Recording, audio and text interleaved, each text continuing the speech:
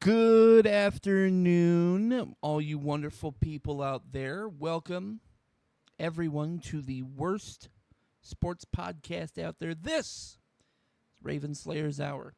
And as you can tell by the title, we are going to, me and, of course, my wonderful co host are going over our mock draft. However, this mock draft has a bit of a twist. You've seen all your traditional ones, all your traditional mock drafts out there where it's this guy's going here, this guy's going here. This is my personal mock draft. Well, you know what? We decided to go with something a little bit different here. We decided that each of us would go one at a time, pick by pick, and allows the draft to kind of change as picks go by. That way, we both have to adapt and change our thought processes with the actual draft picks, pick by pick, like the GMs have to in the NFL. So, without further ado,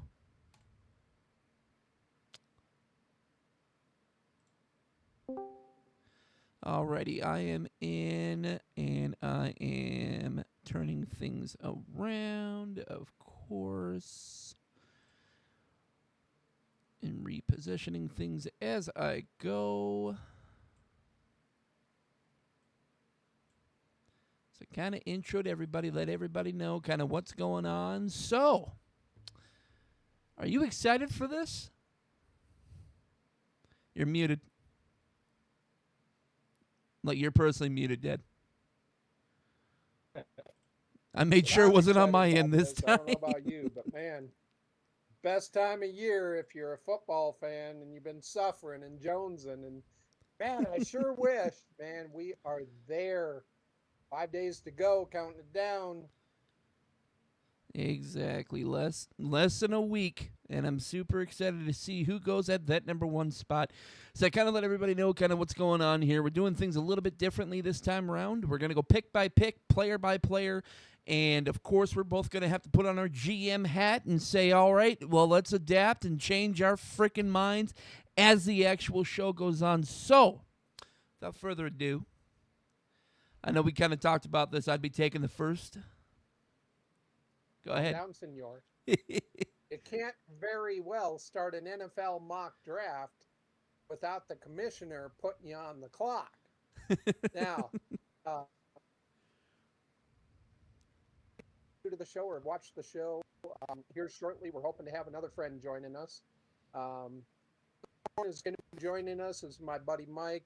Mike and I, for lack of a better way of putting it, we are blood brothers. Even though we're not blood brothers, we would live and die for one another. We bash each other, laugh each other, hold each other up, tear each other down. Mike is as knowledgeable as there is when it comes down to. Oh, there he is, Speaking of, Longhorn I'm getting Mike him joining dragged us. on in here. Woot woot. Welcome, sir. Welcome.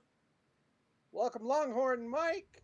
Great to have you on the show. Welcome to the party. Thanks, man. There he is.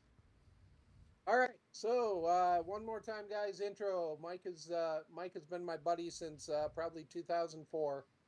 Him and I probably know more about sports than the average guy, but we don't know it all. Mike is going to be our guest commentator as Raven and I go through and make our picks. Raven is going to be kicking it off. He'll be picking in all the odd positions. I'll be picking all the even positions. Now, the joy of this, we are not each presenting who we would take with a given selection. So having that GM hat on and having to pivot and having to spin based on the guy who picked in front of you, I think makes this a little bit unique for us. So Mike will be there to commentate on the picks. He'll let us know when we did well. He'll let us know when we're morons. And guys, we encourage you in the chat as well. Feel free to share your feelings on it. We got a little switch up today. Shout out to Rain Energy Drinks. I didn't have my orange one today, so we're going with some Rain orange creamsicle. It's just like an orange creamsicle popsicle. So shout out to Rain. And with that, Raven, For the Tennessee Titans, you are on the clock, sir. So it took a lot of research, a lot of thought processes. I did a lot of research behind their current quarterback right now with Mr. Mayo Boy, Will Levis. I thought about what he did last year and the unfortunate play behind his numbers and everything. And I also thought about their defense. Defense wasn't one of the best last year's. They gave up far too many yards, far too many points. So, thought about everything, both sides of the ball. More than anything, what I believe that they need is a great edge rusher. As everybody was calling at the very beginning, very first mock drafts, I say Tennessee takes Abdul Carter, number 1 overall.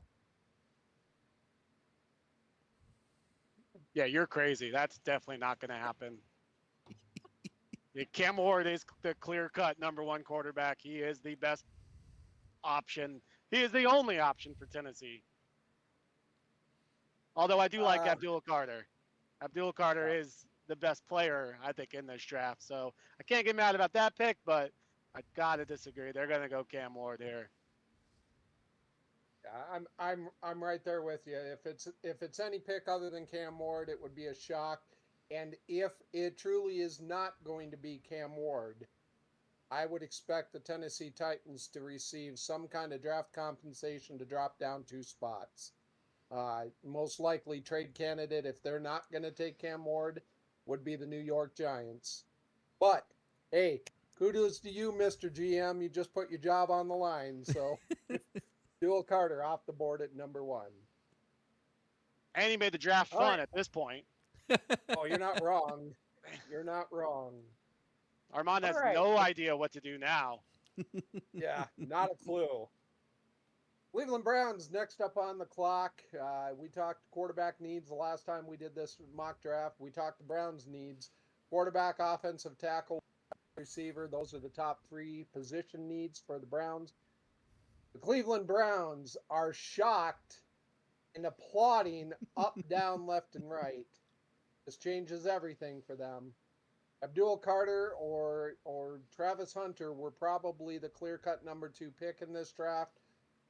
With the shocking development at the top of this draft, Cleveland Browns are happy to select Cam Ward, quarterback, Miami. Yeah, if he's still on the board, they gotta take him. Deshaun Watson's never gonna play another snap there. You gotta get your next bust quarterback in Cleveland.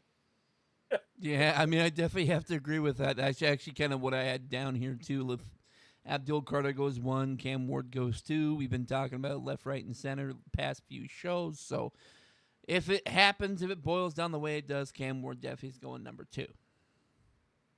All right. Quick question for you, since we've got our new expert on the show with us. You brought it up. The Cleveland Browns, the preferred destination for quarterbacks who are going to fail. If Cam Ward, let's back that up. Does Cam Ward succeed in this league? Is he a clear-cut starter? What do you think, Longhorn?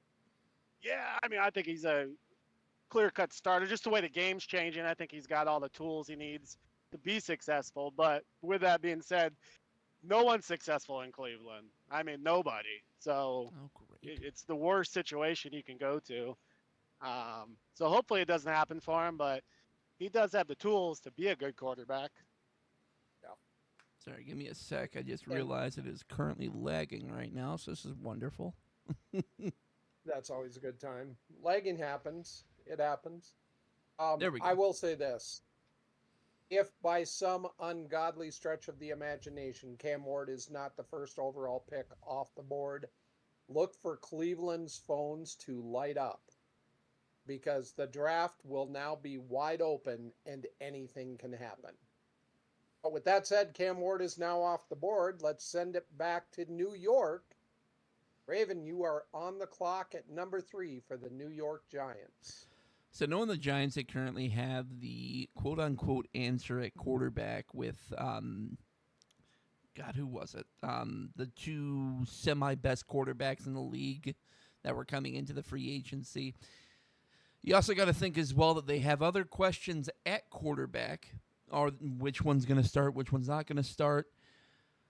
And then you also look at who the weapons are, who's going to be receiver, who's going to play on defense for him, where in the world's going to happen.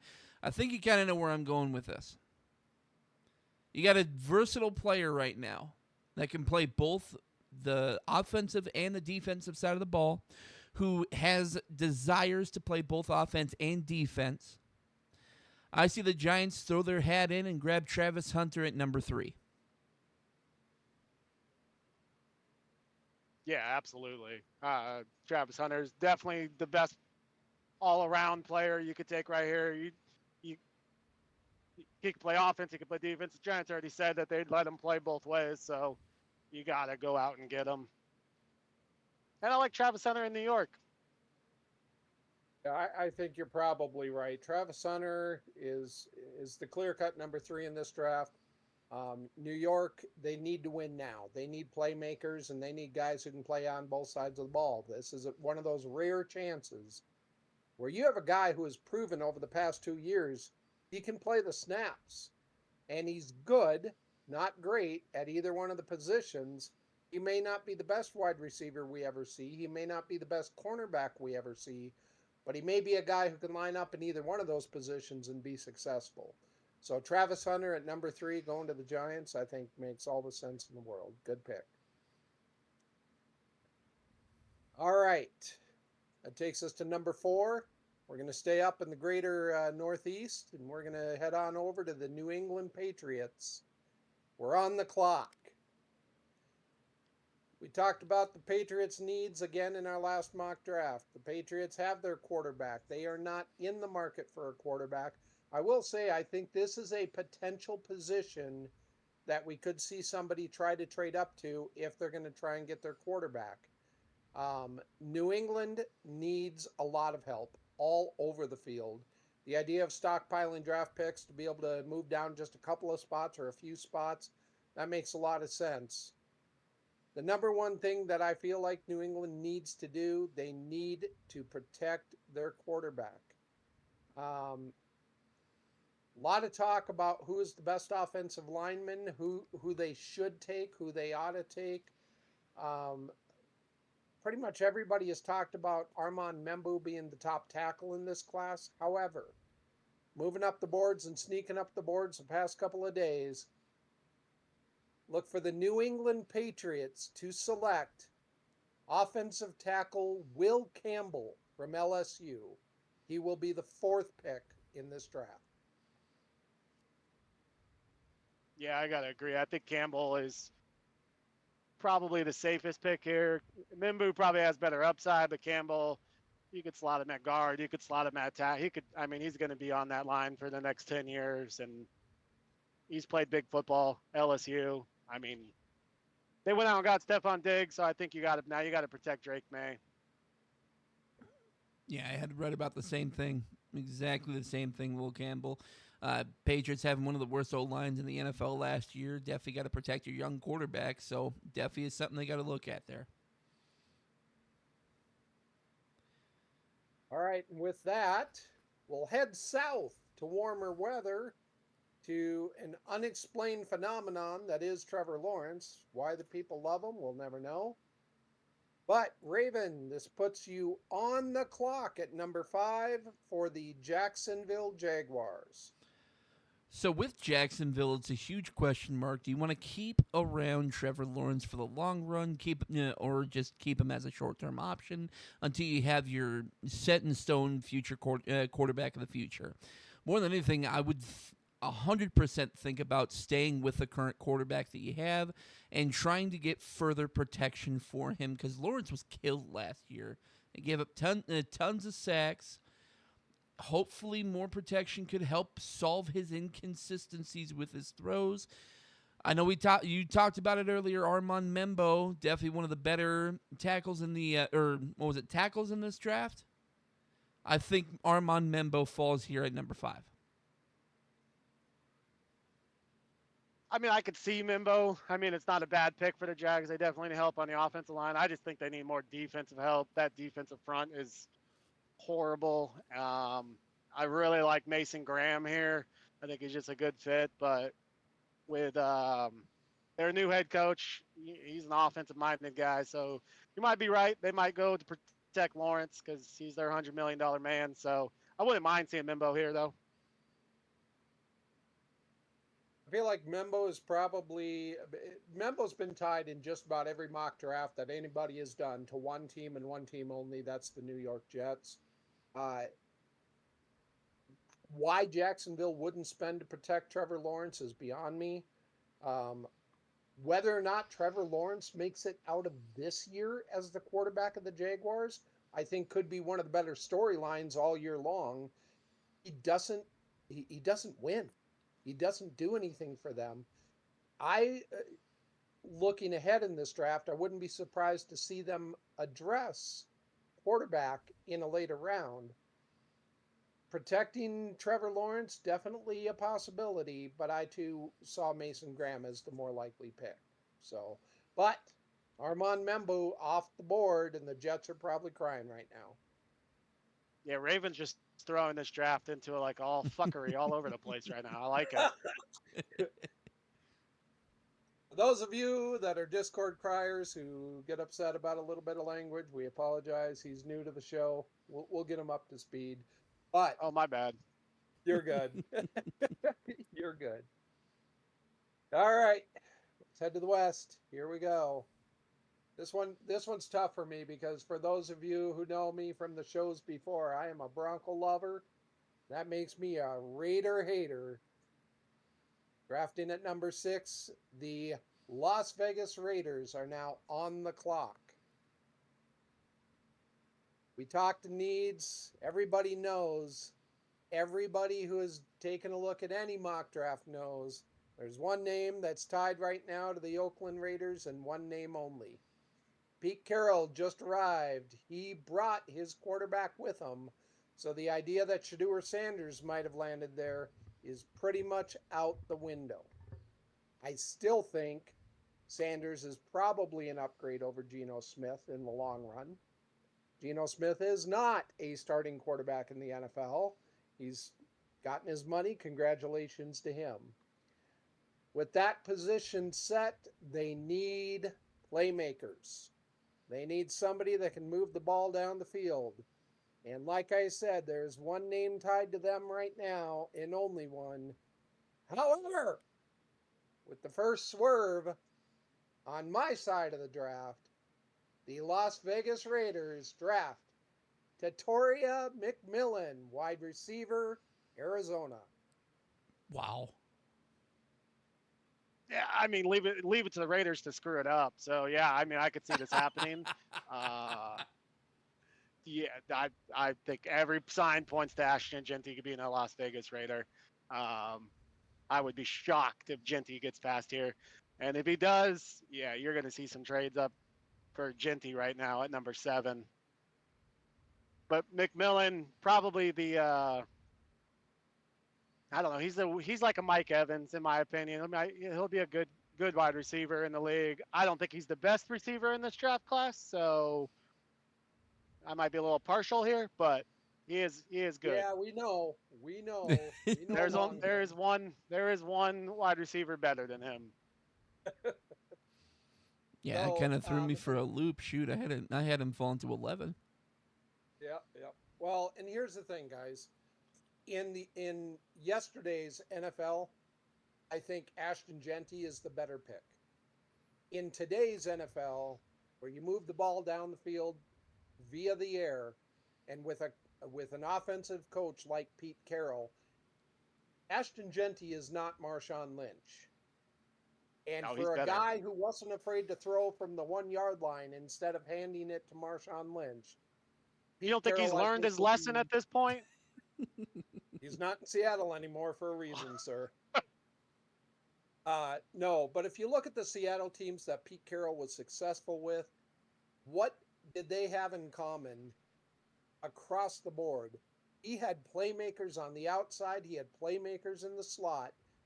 Tatoria McMillan is a guy who has incredible hands. He gets good release off press. He can make plays. And that that Las Vegas Raider team just does not have the weapons at wide receiver that they need to move that ball down the field. I really think this is our first swerve, guys. Write it down right now, and we'll see come next week who was right. All right, we're moving on. Number 7, and I think you're right, Mr. Longhorn. I think this could be a potential trade, especially with the last 2 guys who've come off the board. However, Raven, you are now on the clock for the New York Jets. Oh goodness, you threw me for a loop here. Got to a point where I had to pull up my phone to look over the prospects and say, okay, who else could the Jets go for? Because initially I had it where Ashton Genty falls to 6 and Tet falls to 11.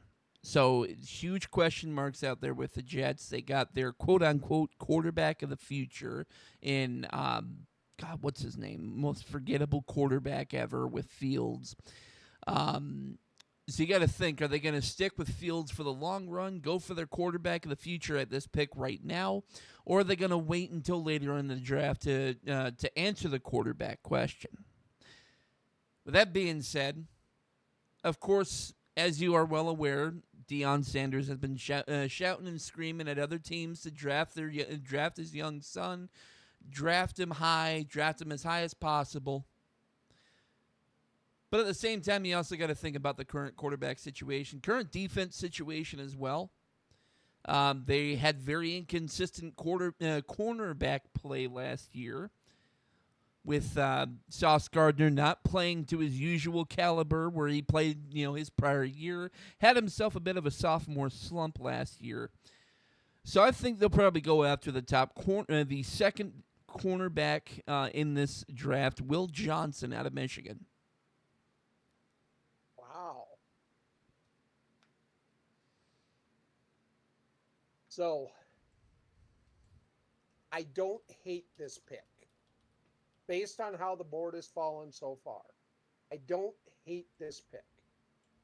I don't necessarily agree that Will Johnson is the second on the board at corner, but I think he might fit their system better. I know you do. We all know why. Okay, Yeah. Settle down, Texas. Yeah. Yeah. I mean, I don't mind this pick. I mean, you pair Will Johnson with Sauce Gardner, not a bad thing. I think they might look like Mason Graham, Jalen Walker type thing if it falls this way. But yeah, I mean, the Will Johnson in New York that'd be a deadly backfield. Yeah, a little bit scary for sure. I definitely I don't mind the pick at all either. I think this is probably based on how the board fell the first 6 picks. This could very well be the pick, or again, trades down. So not bad at all. Well done. All right. That puts me back on the clock at number 8. Drafting on behalf of the Carolina Panthers. The Panthers' needs they're just a bad team. I don't know a better way to say this. They're just a bad team. They have so many holes on this team. Playmakers. They need defense. They desperately need some edge rushers if they're going to stay in ball games this year. That defense is atrocious. They've lost players through free agency. I think what probably makes the most sense for them is to look at the edge. I, for one, would love to see them get another wide receiver weapon, but defense has got to help out here. It can't just be on the offense to try and outscore teams. I feel like Bryce Young made strides last year on offense. As the season wore on, he looked a little better. I don't know that he's ever going to live up to his first overall billing. We're going to give him some help and try to keep him in games here. The Carolina Panthers, with the 8th overall pick, are going defense. Mikael Williams, Georgia, edge. Yeah, I could see. I mean, Mikael Williams would be a good pick there. Him or Jalen Walker, I could see happening. I like Bryce Young. I think he, like you said, he made a lot of strides there towards the end. They got a great offensive line. Um, so I just think they need to improve that defense. Good pick. Definitely threw me for a loop there too. I had Kelvin Banks Jr. falling here. All right. Now it gets fun. We're gonna send the draft back over to Raven, picking at number 9 for the New Orleans Saints. What are you doing? Oh goodness, a lot of question marks. A lot of things making you getting thrown for a loop. Sanders, I mean, Shadur Sanders falling and fighting for a position here with Derek Carr in tow could be an interesting thing to see out there in New Orleans. However, I think there are more necessities more things that need to get fixed on that defense right now more than anything. I think the Saints go Nick Emenwari here. What?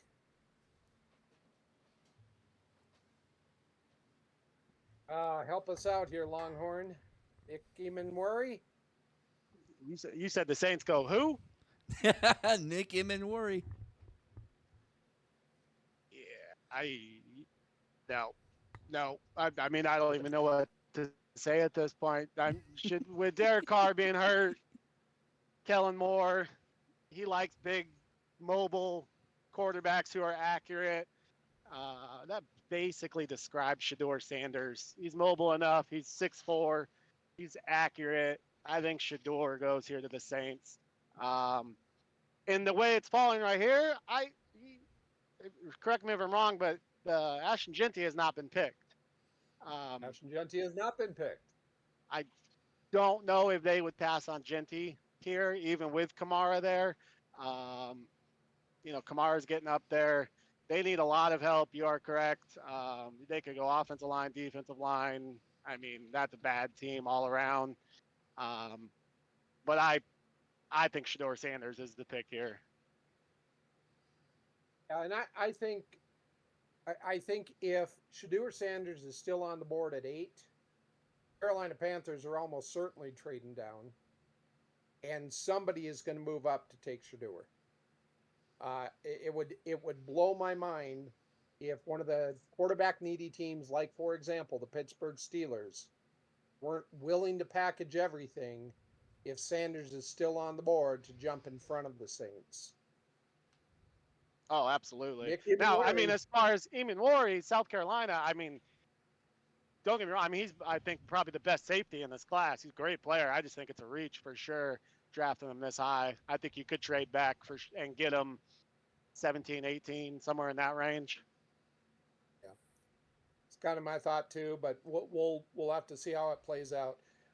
I just don't. There are two things I don't believe in. I don't believe in drafting a running back in the top 10. I barely believe in drafting a running back in the top 15, but I definitely won't draft a safety in the top 20. Just me. So, I mean, there's a few. now that Like that's off the Kyle board, Hamilton, though, there was a few that deserved it, but I don't think Emenwari is one of them. yeah, no, not there for me. So, all right, off we go to the NFC North. Picking at number 10, the Chicago Bears, and this might be the fastest you'll ever see a player picked, outside of maybe Bo Nix last year by the Broncos. I'm pretty sure that they sent that one in about 20 seconds. There's no debate at this point. If he's still there, he is coming off the board, folks. At running back, the Chicago Bears select Ashton Jeanty, Boise State. Yeah, I mean, there's not no, much to say about that one. If he's still there at 10, there's like you said, they might not even let the clock might not even start, and they're gonna have that pick in. Yeah, and let's be honest. If he's still there, it is because the Las Vegas Raiders screwed it up. The New York Jets recognize they already have Breece Hall. The Carolina Panthers recognize all the help they need is on defense, And they drafted and Jonathan Brooks they last year, who is finally yep, healthy. So yep. you're not going to go get a running back there. And the New Orleans Saints do what's right and address their biggest need, which is going to be at quarterback. So it is very possible. It is very possible that Ashton Genty does fall to 10. And boy, would the Chicago Bears be waiting with open arms. It's losing David Montgomery to the Lions. They just don't seem to have that same running game. I think that type of playmaker going to Chicago, lined up alongside Caleb Williams in the backfield, that dual threat that he possesses, both running and catching the ball, Chicago Bears will make huge strides if this is what falls to them. And right behind them, the team that's waiting, they're gonna be very sad because he might have been the absolute perfect piece to replace Deebo Samuel, in my opinion. So, with that said, let's move back out to the NFC West. Raven, you are now on the clock as John Lynch picking for the San Francisco 49ers. Well, more than anything, you got to think about a guy to replace Debo after getting him traded. Potentially getting rid of Ayuk here fairly soon because of his requests and everything here. Huge question marks out in San Francisco. Understanding that they're going to have to eventually pay their star quarterback. I think they go the third best receiver in this class, Matthew Golden, out of Texas. Ooh, ooh, ooh. Oh, I like this pick. Okay, well, first off, this is the steal. This is the best pick of the draft. Matthew Golden is by far the first best wide receiver in this draft. Great hands, great route runner, fast. I mean, the dude is a freaking beast. I would hate to see him in San Francisco. But the way this draft's falling, yeah, I could see it happening. Although I do think they take a different Texas kid here in San Francisco. And like you touched on, I think they're going to take Kelvin Banks and protect their future $300 million quarterback with a rookie contract on the offensive line. But yeah, Matthew Golden, if it falls this way, that's a great freaking pick. Like it. Yeah, and I agree. And I'm pissed as a Dallas Cowboy fan because yes, I want him. I want him bad in Dallas. So I am pissed as a Dallas fan. And now keep in mind too, we are not projecting this mock draft. We don't have any trades built in. The way the first three fell, if there are not sudden explosions in the top 10 when it comes to trades, I would be shocked because players of need, players that these top 5 teams need, coming off the board in front of them, they're going to want to move down and acquire whatever additional draft capital they can. I do think that this would be a very, very good fit for Kyle Shanahan. If he's able to get him at number 11, watch out. All of a sudden, San Francisco looks like a genius for letting some of these players that they've already let go walk. So, good pick. I like it. All right. And now and Jerry Jones is on the clock. Jerry Jones is now on the clock, drafting on behalf of the Dallas Cowputes. The 5-time Super Bowl champion Dallas Cowboys. He Only on VCR, sir. Only on VCR. All right, let's talk need. The Cowpukes regressed last year, and they're starting over. They're plain and simple starting over. The Mike McCarthy era is over. The Jerry Jones era is not over, and so he will find a way to screw this up. We all know it. We all accept it. And Amen. Some of us revel with it. Amen. Now, the pick that I think he would have liked to have made just came off the board. The other pick he would have liked to have made came off the board one pick earlier.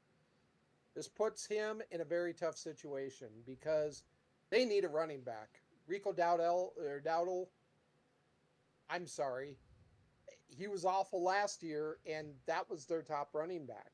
So what did they do? They went out and addressed it by signing Javonte Williams, who hasn't been the same for Denver since, I don't know, he blew up his knee his second season. They need playmakers. They either need playmakers on the outside or they need a running back. With that said, Longhorn, get ready to burn your jersey. The Dallas Cowpukes, with the 12th pick in the draft, will select Omarion Hampton. Oh Running God! Don't do it. Already did I'm it. giving up. I'm giving up all my Dallas Cowboy fandom if this shit happens. Stuff happens. I apologize. I'm done. I'm burning it. I'm gonna break my TV for the 13th time if they draft a running back. One If of the it falls greatest.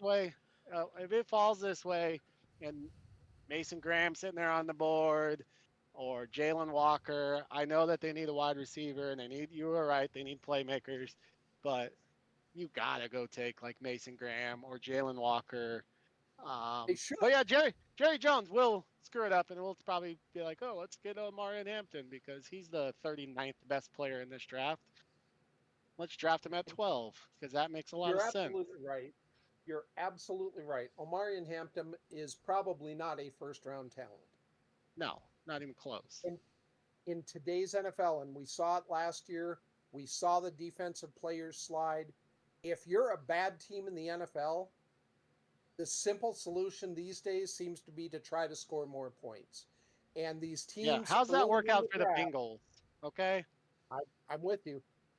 The teams early in the draft, it seems, have changed their mindset to going playmaker, to going offense. And that's the only reason that I see this being the pick. The teams that are set in the NFL are the teams who are scoring points and they can afford to spend their draft capital on defense. The defense in Dallas is good. They're good. The offense in Dallas is not. So at this point, if this is how this draft breaks, don't be surprised to see the second best running back come off the board at number 12. don't be surprised if my TV gets broken. Again. All right, where are we at? We're at the 13th overall pick. Now on the clock, on behalf of the AFC East, Miami Dolphins. Where are you going? Well, after spending the first 13 minutes rewinding the tape and watching it over again as Dallas makes the absolute worst pick and laughing at their TV for the first 13 minutes, Miami does a sensible thing and fixes their defense and gets the guy that should be going number 12, Mason Graham. Mason Graham. Great pick Yeah, at this point if yeah, he slides. if you get Mason Graham in the anything past 10, it's a great pick. Mason Graham's the best interior defensive lineman in this draft for sure. So him in Miami, I know they need help on the offensive line to keep Tua from getting concussion number 34, but you got to take Mason Graham here. As the pick gets made, I'm pretty sure Tua goes, "What?" And I'm pretty sure his brain doctor goes, "What?" But I think you're absolutely right that if Mason Graham is sitting there at number 13, if he doesn't come off the board, that would be the bigger shock. So I will Mason say my Graham going bold 13. prediction for this draft is the Cowboys will trade their pick to the Dolphins. They will trade not necessarily the first round pick, but Tyreek Hill will be a Dallas Cowboy. You are high on drugs, sir. I'm just telling you, it's coming. That's fandom right there. That's fandom, folks. I'm just This is telling you, why it's why coming. you can't bring a fan to the draft because a fan will screw up He the doesn't want to draft. be in Miami, and he wants to play in Dallas. It's happening. I'll give up a second and a fourth for Tyreek. Uh-huh. Yep. Oh, good times. There's nothing more entertaining, just to sidetrack for a moment. There's nothing more entertaining than watching Longhorn as the draft is about to roll over to the Dallas Cowputes, and just asking them, who should they take? Because more often than not, what you will get is, well, they should take so and so, but what they better not do is, and then Jerry does it anyway, and he cries. I still have one of the greatest videotapes ever when Ezekiel Elliott was drafted at number 4 by the Dallas Cowpukes. And so we'll see if we can get that video up online for all of our watchers, all of our viewers, just to show you what fandom looks like. Let me and why ask you this can't be a question, fan. okay? Was it a good pick? How many Super Bowls No. did he win? Well, how many Super Bowls did he None. bring to Dallas? 0. Exactly. So I was correct and Jerry Jones was wrong again. Again. For the last 26 years. Yes, he is. All right, we digress. Back we go. Back we go. Back to the glue We're factory. up to number 14. And this is actually a team that's very dear to Longhorn, as he now lives back in the great state of Indiana. The Indiana Colts are now on the clock. Let me ask you, Mr. Longhorn, where do they need to go? I mean, Indy, I got a lot of Colt fans, Colt friends out here. I mean, Indy's got a lot of needs. I could see him going defense here. I think everybody here is expecting one pick, one position of need, and that's tight end. And if it falls this way, I 100% believe Tyler Warren will be a Indianapolis Colt if it rolls out this way. Yeah, and I was of the same mindset. Defense, you're sitting there with Jalen Walker still on the board. And Jalen Walker is a guy who can change games from the edge. Yeah, absolutely. They just really, really want Anthony Richardson, who I don't think will be good, but fans out here really want him to be good, and they really think he's the answer. And I think they're going to get him a safety valve, Tyler Warren. Yep. Yeah, and you and I are on the same page when it comes down to this. Honestly, anything other than Tyler Warren at this point would be an utter shock. So with the 14th overall pick, the Indianapolis Colts are going to select Tyler Warren, tight end. You made my friends in Indiana happy. That's a sensible pick. Well, I'm glad somebody can. It is Indiana. I didn't even know it was possible to be happy there. So very true. All right. That was probably one of the easier picks at this point. We're just about to the halfway point of the draft. We're up to number 15, and here's where it could get fun. The Atlanta Falcons. What did they do with their pick? Raven, you are on the clock. Well, considering that they just got rid of Justin Simmons, and have a fairly inconsistent secondary, it's tough to say with the amount of corners and safeties in this draft. But I have it down to Malachi Starks. Okay. Wow. I mean, I don't mind Malachi Starks there. I think if Jalen Walker's still on the board here, being a Georgia kid right there in Atlanta, but Malachi Starks the same way. They do have a lot of needs on defense, so I wouldn't be mad to see Malachi Starks play there. Yeah, it's not a bad pick at all. And I think, too, something to watch as we get down to the next couple of days here. The Atlanta Falcons have held fast on Kirk Cousins and have said repeatedly they will not get rid of him unless they get a draft capital overhaul that is something in conjunction with what any other top starting quarterback would bring. I don't think they'll get that, but they might package here to move up and take a top receiver or take a top defensive player, and we might see Kirk Cousins change teams. The problem is the teams that potentially he could switch to, well, I don't know, around pick number 3, they may not be willing to do that for a guy that's really a 2-year rental. The only reason, and I bring up pick number 3, the New York Giants, for a reason.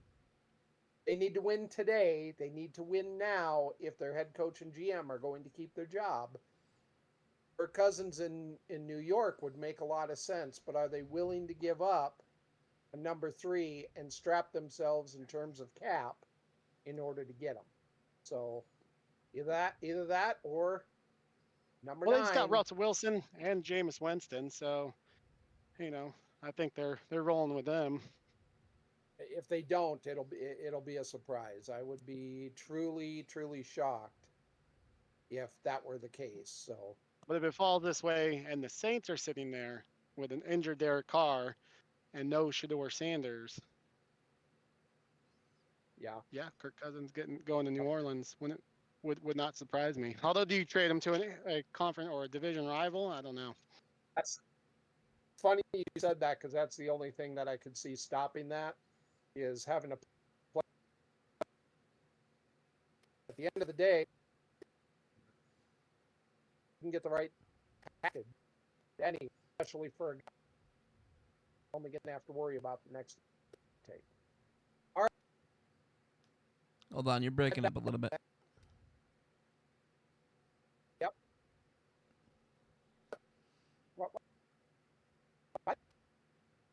What's up, Ray?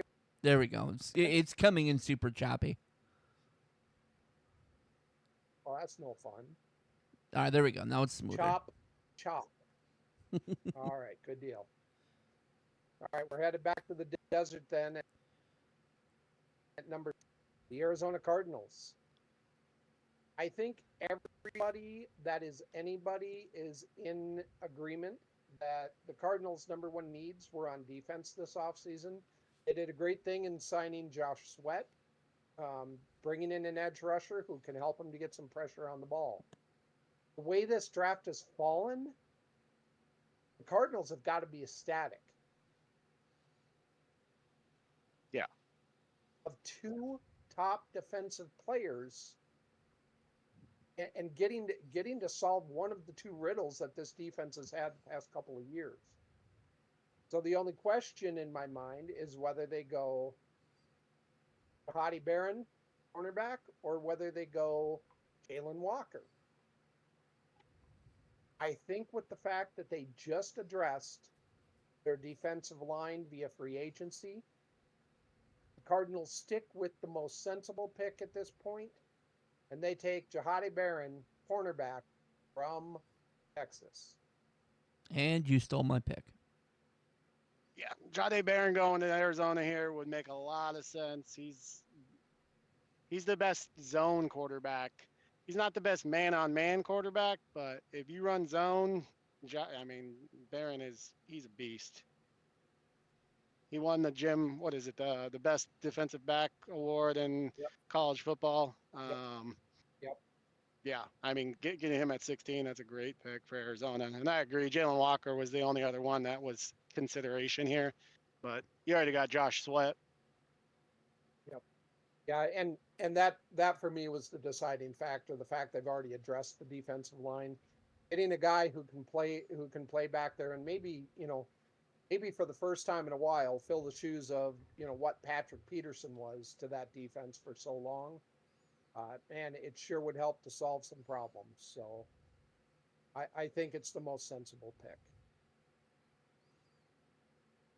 Now, at number 17, and I know you've been waiting all day to make this pick, Raven, you are now on the clock on behalf of your Cincinnati Bengals. Well, starting off everything, definitely our GM and our head coach are slamming the table screaming, God fucking damn it. Still our goddamn player. Whoa. Don't give a shit. Whoa. Don't give a shit. But they'll definitely go after the next best cornerback on that draft board. Cornerback was one of the huge question marks out there in Cincinnati this year. Defense has been one of the biggest question marks for us. Even though we're thinking about Trey Hendrickson. Well, yes, obviously.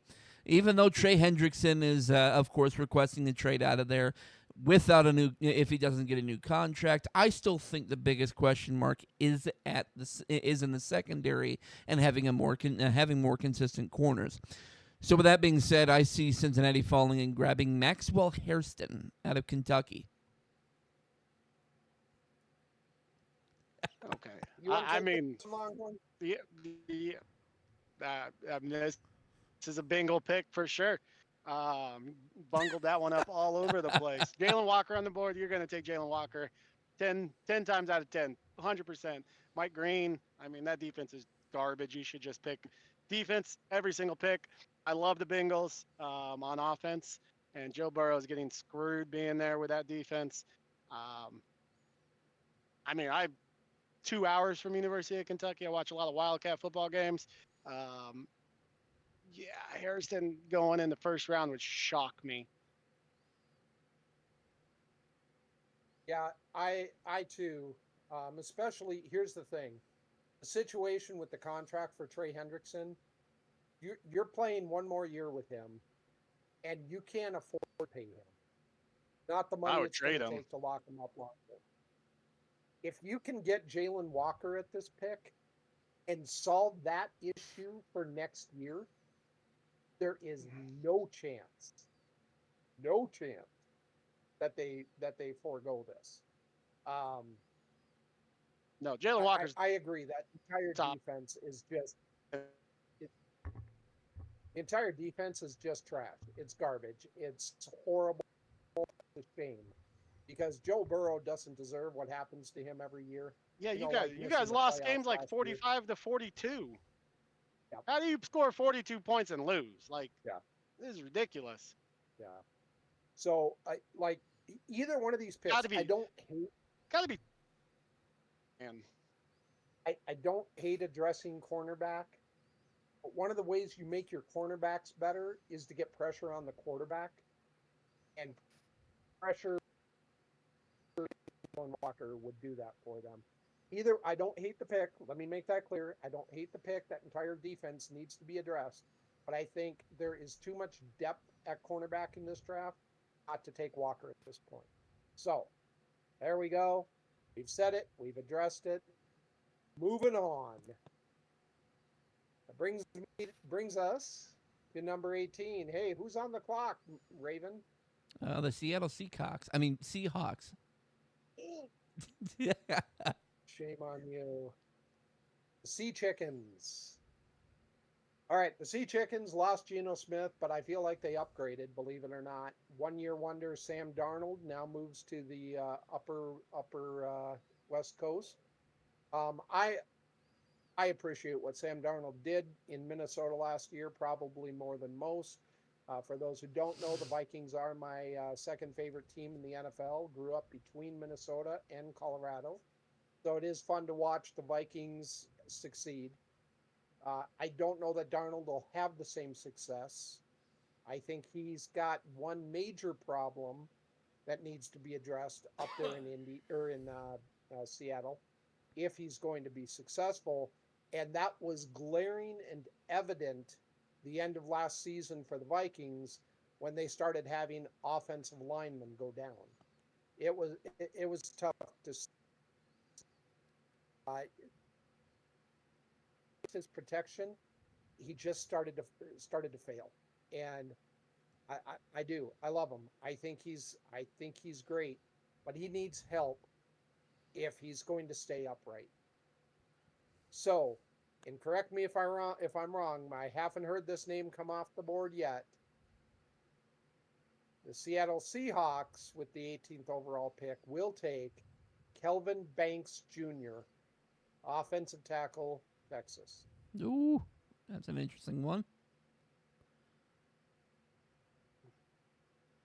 Yeah, I mean, you're 100% correct. They got to protect Darnold. It's interesting with Jalen Walker there. I think teams would start like draft day, like what the hell's going on? Like, why is he slipping? But it's really hard to pass on Kelvin Banks here. I think he's probably the second or third best lineman in this draft, so it's a good pick. Although I could see him going wide receiver here too, with like Emeka Egbuka. But Kelvin Banks is a good pick. Yep. Because he's a Longhorn. Hook 'em. Hook 'em. All right. Takes us back to the NFC South. Baker Mayfield's team now on the clock. Raven, you're picking on behalf of the Tampa Bay Buccaneers. So Talk to us. front office is sitting there licking their chops right now, realizing who has fallen this far down.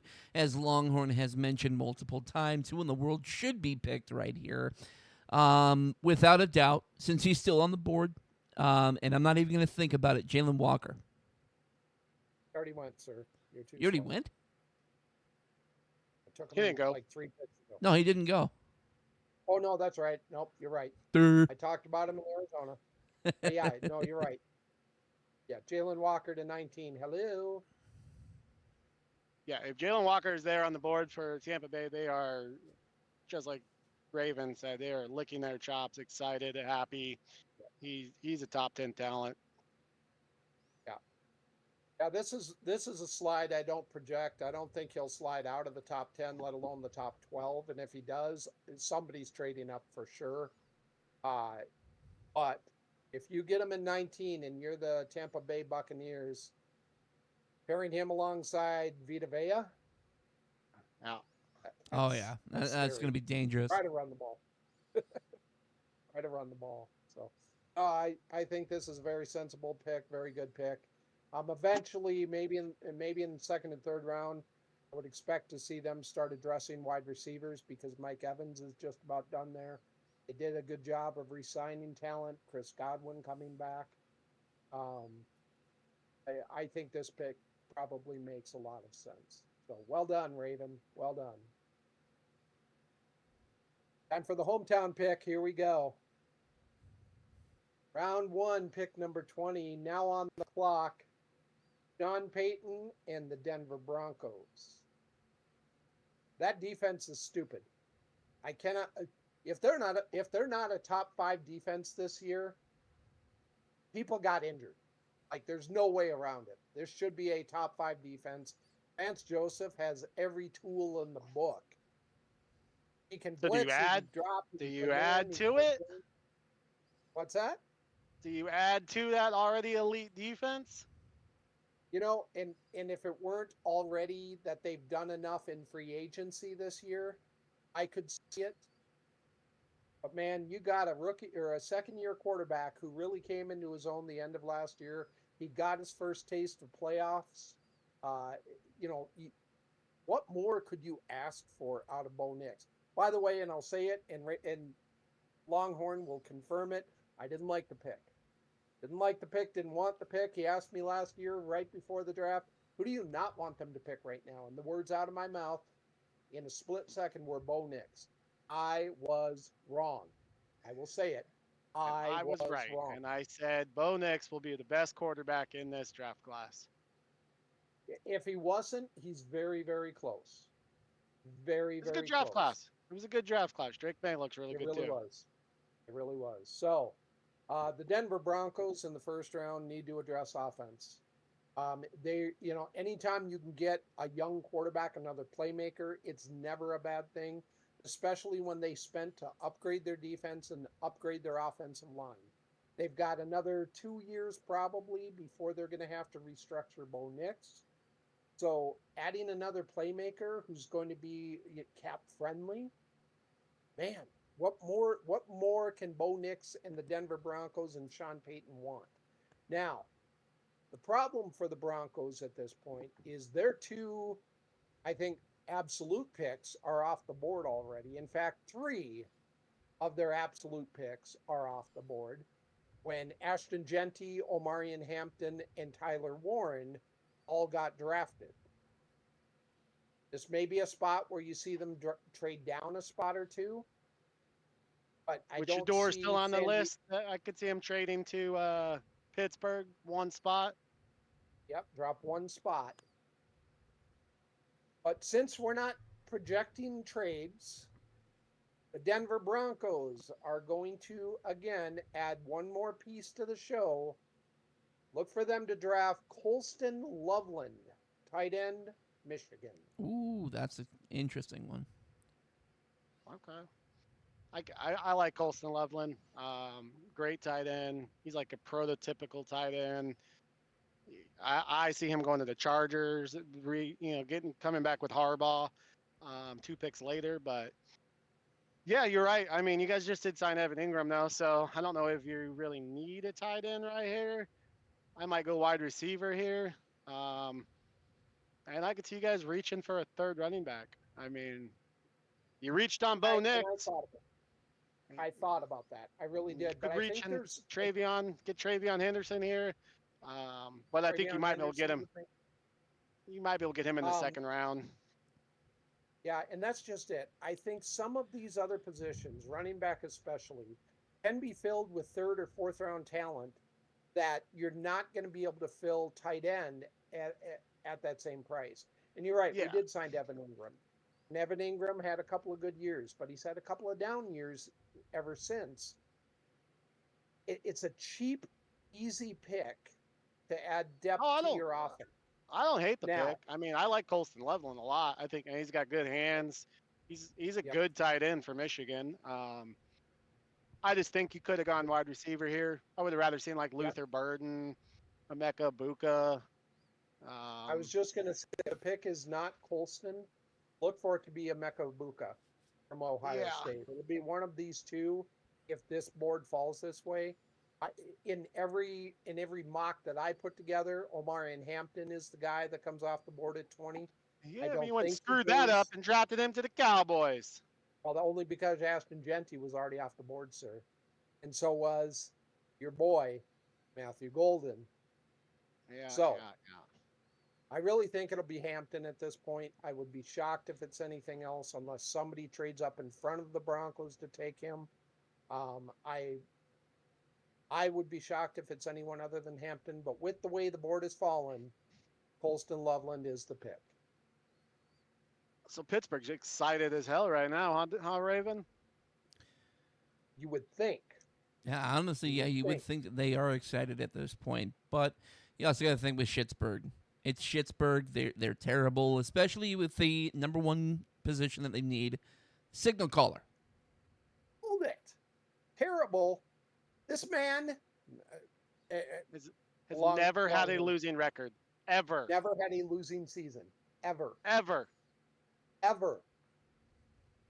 But I agree, they do have a need. At number 21, the Pittsburgh Steelers are now on the clock. Hold on, I gotta take a quick phone call here. Give me one brief moment. Hey, Aaron, how are you? Are you I know you've been sitting here thinking on your darkness retreats and everything. You've been, talking with Don't McAfee. worry about him. You've been sitting there thinking about it. Hey, how about coming to play quarterback for the Hello? Aaron? Hello? Well, fuck, there goes that idea. Well, they got two guys available here who very well could fall to them right now. Shedeur and Jackson Dart. You got to think about who's the more ready quarterback to start right now, Shedeur or Jackson Dart.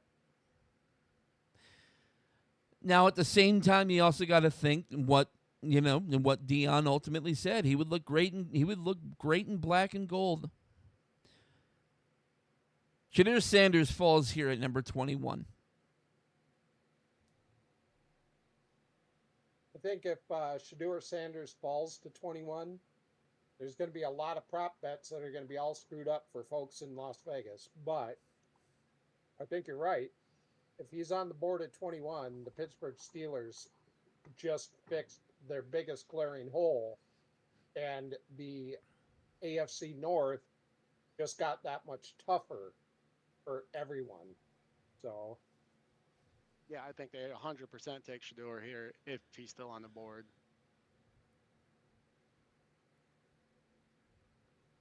anything else to me would be another shot. Yeah, I don't think Shedeur Sanders is a first-round quarterback. I don't like Shedeur. I think he's the fourth or fifth best quarterback in this draft, but what do I know? Well, you and I tend to know quite a bit when it comes to draft time. I think as good as we are, these people that get paid to do this are probably even just a little bit better. I don't think that I don't think they screw this up. If they're picking Sanders, it's because they feel like he's going to fit best in their particular system. And a lot of times, that's what the pick ends up being about, is the system itself. So I could see him with Tomlin. That makes sense. Like, he made Mason Rudolph a 10-win quarterback, for God's sake. So he's got to be able to do. Yeah. All right. That brings us to pick number 22. We're The back in future AFC West. West champions, the Los Angeles Chargers.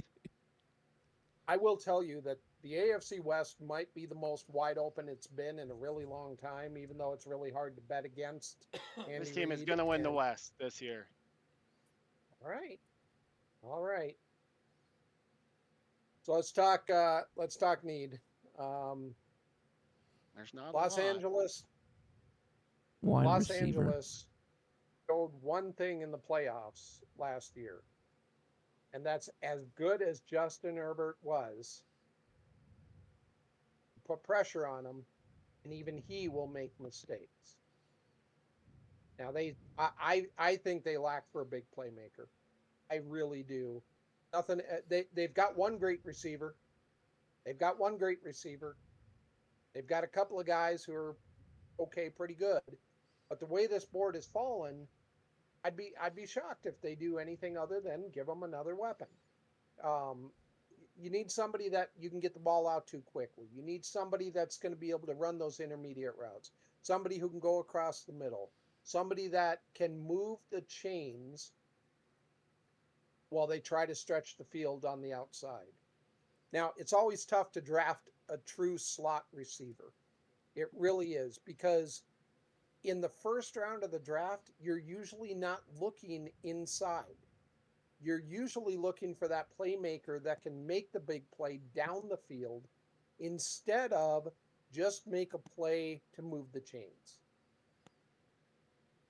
I still think Colston Loveland ends up sliding to them in most mock drafts, in most draft situations, in the real draft situation, because I don't think that the players that came off the board in our mock scenario are going to come off the board in the order that we've taken.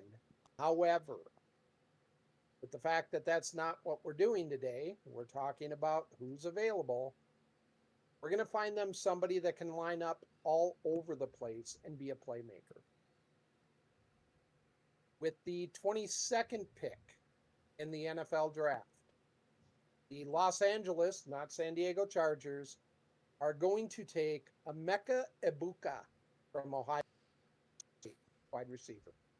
That's exactly who I had here too. I mean, receiver.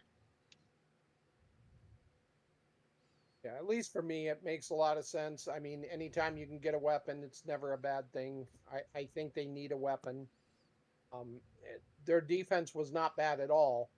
And to be perfectly honest, outside of the Broncos in that division, some of the offenses are coming back down to earth a little bit, where you don't need to feel like you have to spend on defense to stop those teams. So going offense for the Chargers would, anything other than that in the first round for me would be a surprise.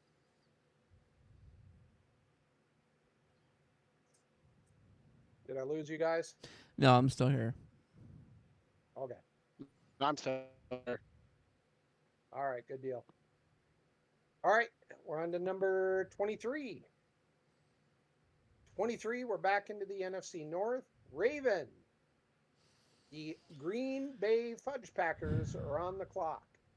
And that's where things get tough with Green Bay. You have a lot of questions here on that team in general too. Defensive, offensive, both sides of the ball. More than anything with the Green Bay Packers, I think more than anything they need a good linebacker in that system. They have some okay guys, not great guys, but they have some more than anything okay guys. I think they add more linebacker help and go after a guy named Michael Green. Mike Green. Mike Green's a beast. Yep. I think Cincinnati might look at him too. At 17 or wherever they're picking. But yeah, if Mike Green's on the board here, the Green Bay, I could definitely see this happening.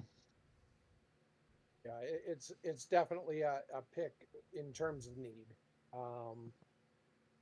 The Packers, I think, have a lot of good weapons on offense. I like Jordan Love. I don't know that he's the next great quarterback in Green Bay.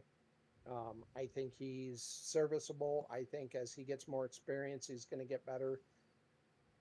But fixing that defense probably is going to be important this offseason for them. So I don't hate this pick at all.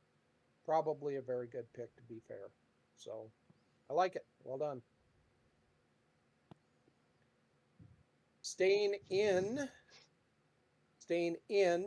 the NFC North, we'll go to the 14-3 Minnesota Vikings and talk about, before we even get started, would you have risked it all on J.J. McCarthy this season?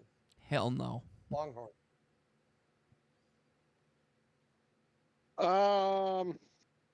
That's tough. Probably. Because if you don't, you're going to end up having to pay. You're going to have to end up paying Darnold however much money, and then you're going to have two quarterbacks on your roster that are making way too much money. So, Yeah. if you believed in him, yeah, I mean, you got to go give him a shot. You know, and this scenario for me is eerily similar. If we go back to quite a few years, there was a situation very similar to this around 2004 in San Diego, where you had a kid named Drew Brees who seemed to figure it out all of a sudden right after they had drafted Phillip Rivers. Went on a tear for a season, put up numbers that nobody could believe, and still got shipped off to New Orleans.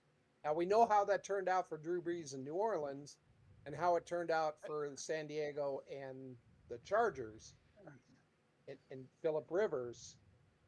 One of them got a championship and one of them didn't. I'd hate to think that that's one of them got 9 happen. kids, though. So What's that? Said one of them has Pretty sure 9 one of them kids. got 9 kids. I might be wrong. But So one of them's having more fun in life, and it's not the one with 17 kids. I'll tell you that right now. So, all right. yeah,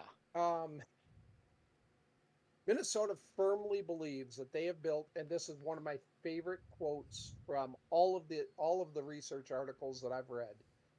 They have built a quarterback foolproof system. They really believe no matter who they plug in at quarterback, that offense is going to score points. And I hope they're right. I truly do. I think they've got more offensive weapons than most teams could ever hope for. The only team that I feel like is even close to them is in Cincinnati in terms of playmakers. So for Minnesota to do anything other than address that defense in this draft would be a shock. Specifically, that defensive backfield. Now, one of their big needs is going to be at slot corner. Patrick Peterson, now retired as an Arizona Cardinal. He's no longer out there. They wanted to address cornerback, but Jod Barron is gone. One of the next best things they can do, in my opinion, is to address what is about to be a hole when Harrison Smith has to hang him up in the next year.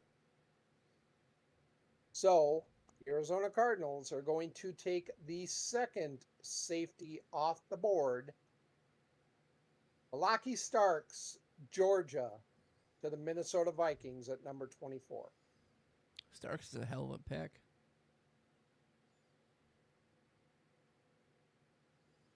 I can see it. I mean, Harrison Smith's, I mean, the guy's got to be, what, like 37 years old? Like, he's been playing football since, it feels like forever. So, I could see it. Thought it was 95 for a 13th minute. season for Harrison Smith this year. He's not the same player he was. He's not a guy who's going to intercept a lot of passes, although in Brian Flores' system, like he looked better last year than he looked the 3 years before. I just think you got to continue to add some young playmakers to that defense in order to keep up with that offense, especially in that particular division. So many offensive weapons to worry about. I think going defense makes a lot of sense. So Starks is the pick, and it is in the books. Definitely. Raven, you're on the clock. Oh, For Lord. the Houston Texans, who, by the way, might have been the worst team to win a division in I don't know how long. The Houston Texans are on the clock. Well, I mean, majority of the that entire division eats glue majority of the time. I mean, it's understandable for them to be able to win with one of the most subpar records. But anyway, building off on that, with Houston, one of the things that hugely hurt them this year with free agency was getting rid of Laramie Tunzel. So it's unfortunate to see a huge piece like that leaving Houston and not being able to help protect their their quarterback of the future in C.J. Stroud. So I definitely know for a fact Houston's going to be going offensive line here. The question is it tackle or is it guard? More than anything, I see Houston going after the guard position with Gray Zabel. Wow. Okay. I don't hate it. Gray Zabel, North Dakota State, offensive guard, 6'6", 312. Having a guy in the middle that, can line up all over the place. That's never a bad thing. What do you think, Longhorn?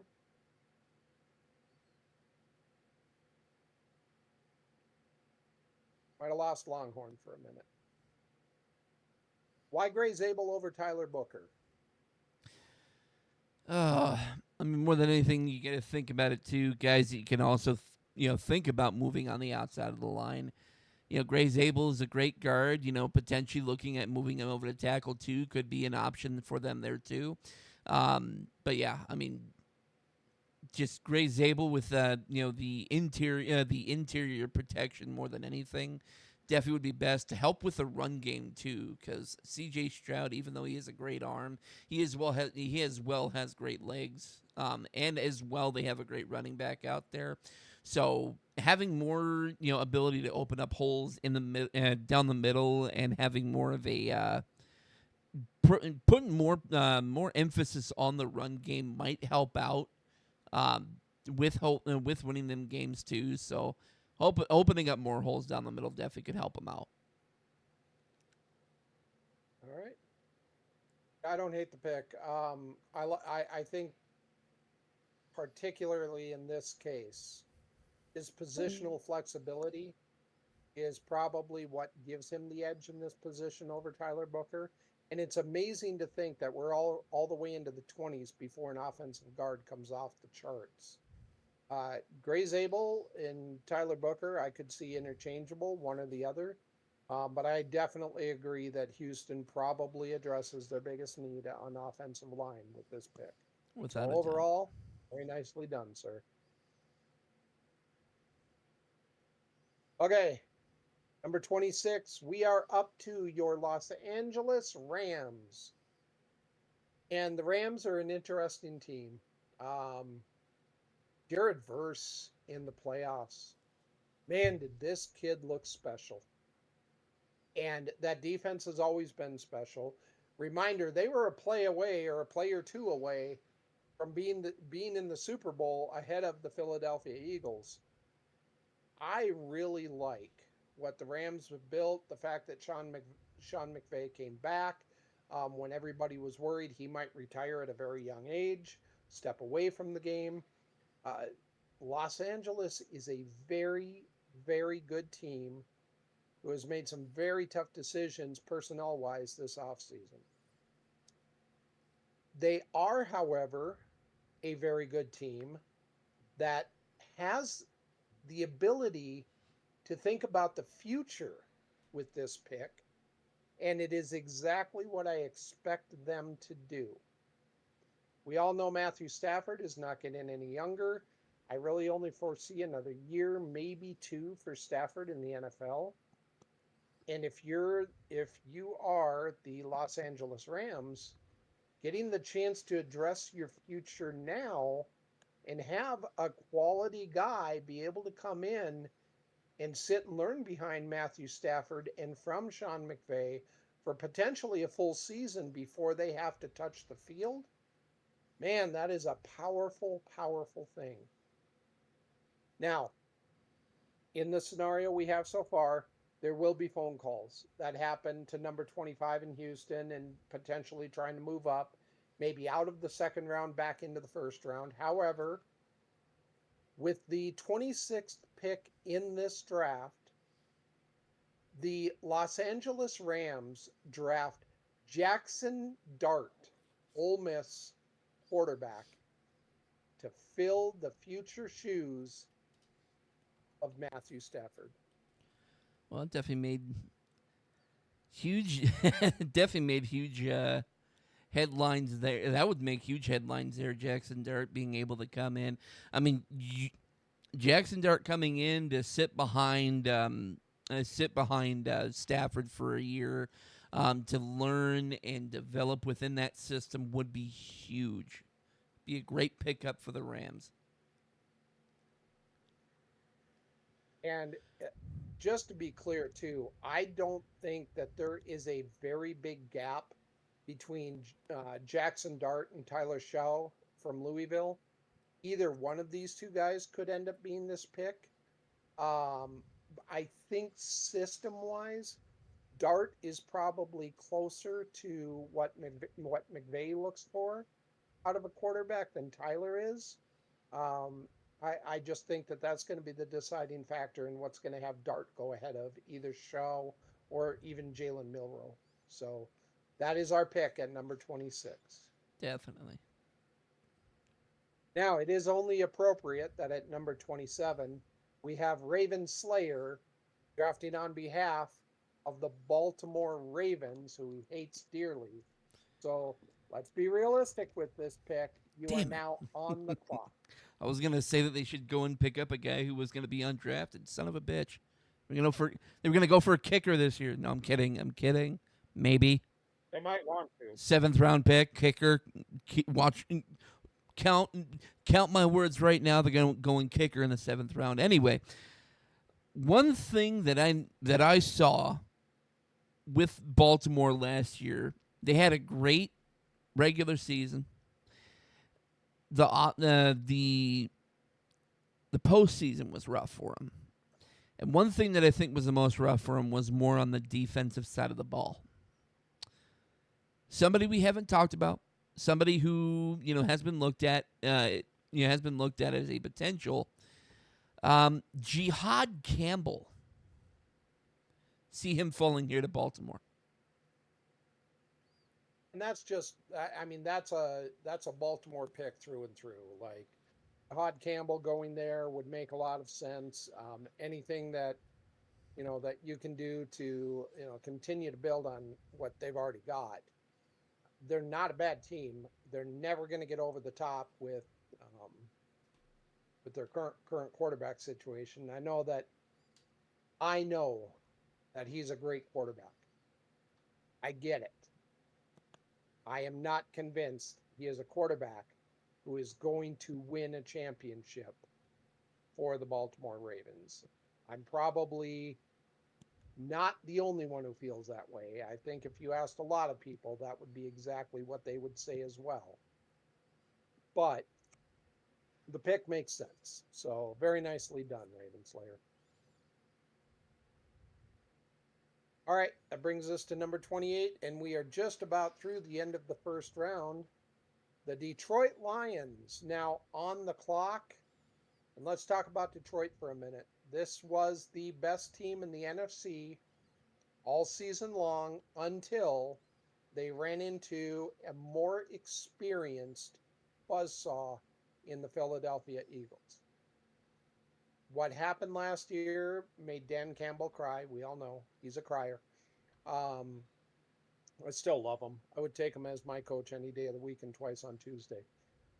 They're not a bad team. There are not a lot of holes to plug here. I really would have loved to have seen Aiden Hutchinson not get hurt last year and find out just how good this team was. Uh, he did. Their defense suffered a little bit. And so anytime that you can add more defensive talent, it's never a bad idea.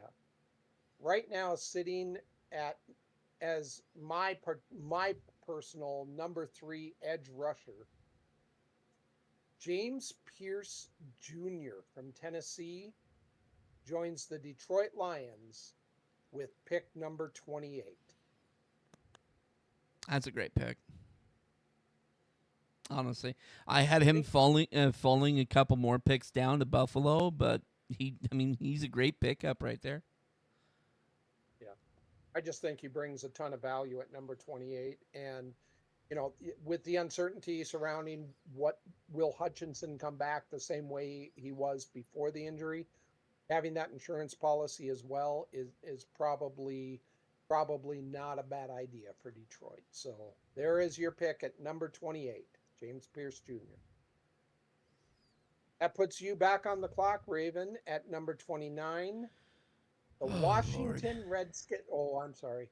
Commies. Washington Commanders at number 29. Where are they going? Now, with the Commies, it's definitely something interesting to think of.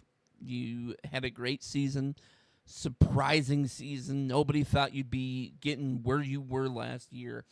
So you definitely want to build on that hype. You want to keep that hype train rolling. You want to try and help them win a Super Bowl next year, or even get to the Super Bowl next year. Something that can help them out is definitely on the defensive side of the ball.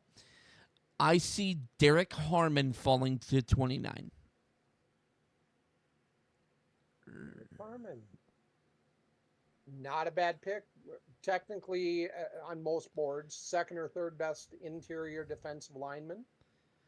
So, fitting him on that defense, a defense that was already very good last year. I like it. I personally expect them to go receiver, but we'll have to wait and see. I like giving Jaden Daniels another weapon. We'll wait and see. But Derek Harmon does make sense. It's not a bad pick at all. It's definitely good value, especially for a team that didn't even win their division, doesn't have to face that first place schedule all season long. I like it. Like it a lot. Well done. Brings us to number 30, the Buffalo Bills. And Josh Allen and another terrible, hand me a towel so I can cover my face because we still can't get over the hump. Man, him and Jim Kelly. It's got to be something about Buffalo. I don't know. Maybe it's something in the water up there. I don't get it. But when you ask where are they missing? What do they need? There's not a clear-cut answer. It's not so much need. Although edge might be nice, they did just let Von Miller go. Having an edge rusher maybe to get around the corner, to get to Patrick Mahomes a little bit more. We kind of saw the blueprint in the Super Bowl on how to beat the Kansas City Chiefs, and that's to get pressure up the middle around the corners, to get to the quarterback as much as you can. We've already seen our top 3 edge rushers come off the board. I don't know that there's anyone else that's a first-round talent per se. So what we might see here is a positional reach, or you give them another weapon. Now, there's a lot of wide receivers that have not come off the board yet. I'm going to give Josh Allen one more weapon, and I'm going to give the Buffalo Bills Luther Burden III, wide receiver, Missouri. That would be a huge pickup for him. I mean, having more weapons for him definitely would be a huge addition. Be able to help him, hopefully be able to get over that hump. Get past Cincinnati for once, or Kansas City for once. Yep. Yeah, and I think too, this is also a pick that sabotages the Chiefs a little bit too, because The Chiefs, I'm sure, would love to have another weapon on the outside.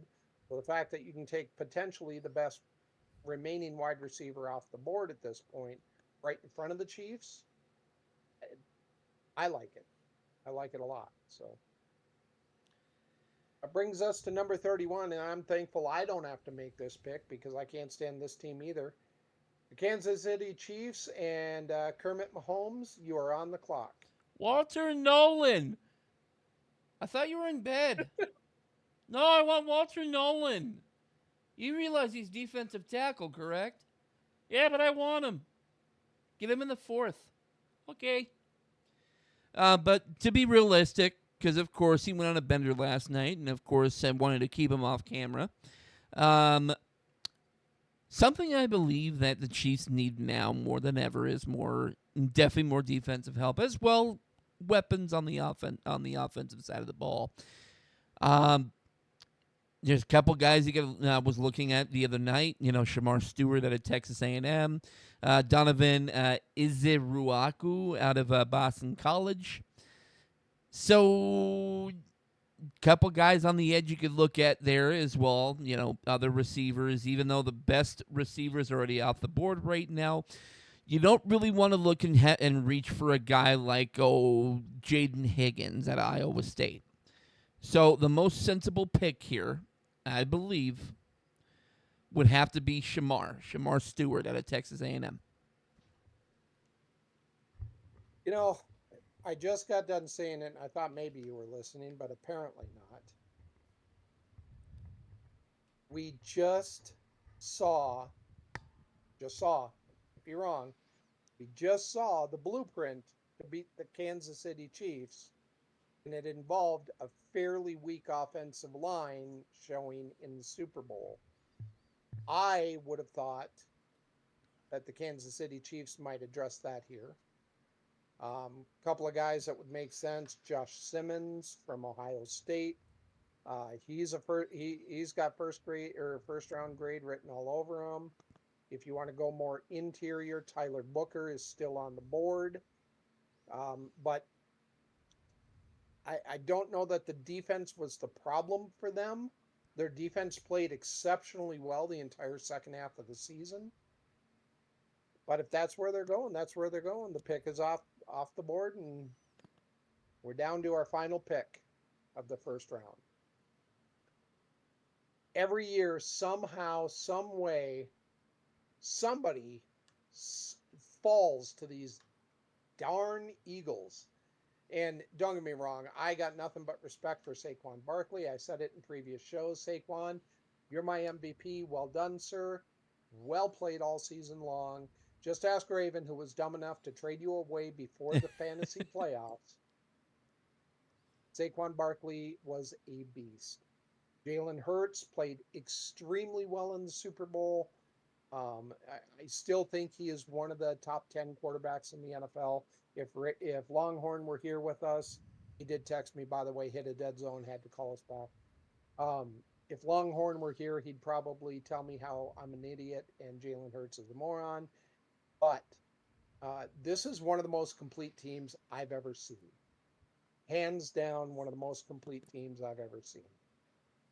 Now, that said, they lost some pieces. Josh Sweat is gone. They just lost one of their best edge rushers. And they truly have, in my opinion, the ability to go out and add whatever the heck they want out of this draft. Now, I also think that they're going to trade out of this pick. I think they will trade down a couple of picks into the second round just because they don't need to use a pick here. And if they can continue to pick up an extra sixth rounder here or there, they seem to hit gold with these guys quite a bit. With the board falling the way it is and with the needs that they have, I'm going to go with a reach.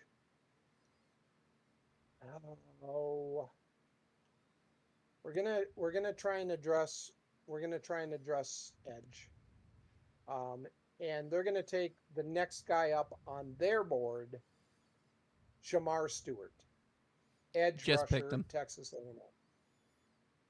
Just picked them. Kansas City. Oh, you took Shamar. I'm sorry. You stole Shamar right out in front of me. So then we'll go the next guy on the board. Mike Green, edge, Already picked. Marshall. Green Bay. Where did I miss it? I must have looked away. All right, well then, in that case, we'll go center of the defensive line, or I mean, Donovan Didn't he- is a Ryuaka still available, or Ryuaku Tell is you what. still available there. yeah, no, I see that. I think we're going to address the interior of the offensive line. Tyler Booker is still on the board. Give me Tyler Booker, offensive guard, Alabama. Oh, without a doubt. And that will conclude the first round of our draft. All right. Well, that's the first round. Now I know you and I talked. I texted you just before this. Sleeper pick. Guy who's going to go, who we see going, in the day 2 or day 3 pick, who can make a huge impact on the specific team that selects them, whether they're backup, whether they're starter, whether they start as backup going to starter, or starts entirely for the team and becomes a star. We did have one condition. I told you are not allowed to pick Cam Scatterbo. I am not picking Cam Scatterbo. He's a good running back. Don't get me wrong. But unfortunately, I don't think he's going to be the number 1 guy. He'll probably be like the number 2, number 3 back. So I love him. He's an ASU player. Loved him last year, but unfortunately, he's just not NFL talent.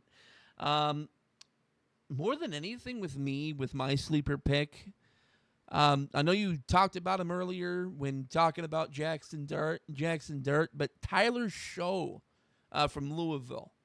He has been shooting up the draft boards as of late.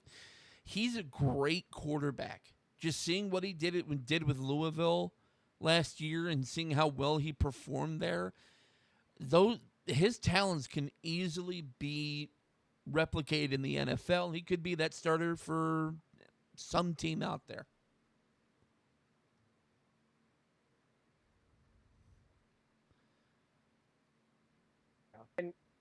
And I think you're right. Different way. It's in the NFL. I don't know that anybody in this quarterback class ranks very high for me, so I don't know that that's going to be the right pick. But for me, I'm going to go with Damian Martinez, running back from University of Miami. This is a guy who put up great numbers all throughout college. Honestly, here looked amazing. Running back, I said it before, is one of the deeper in the class. And a guy like him, he's got long arms. He's a burner as well.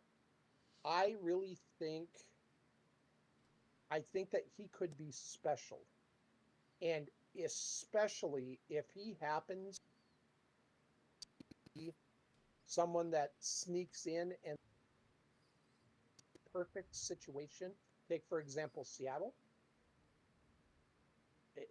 He could be very, very good. So there is my sleeper pick. All right. With that, I have to log out. I've got a daughter who's dying to see me. Thank you all for tuning in, and thank you, Raven, for hosting this. For those who don't know or haven't heard, I am Raven's old man. Getting to watch you put something like this together, Raven, and getting to see you pursue something that you enjoy so much, I'm happy just to be a part of it. If you guys haven't checked out previous episodes, please do so. Support my son.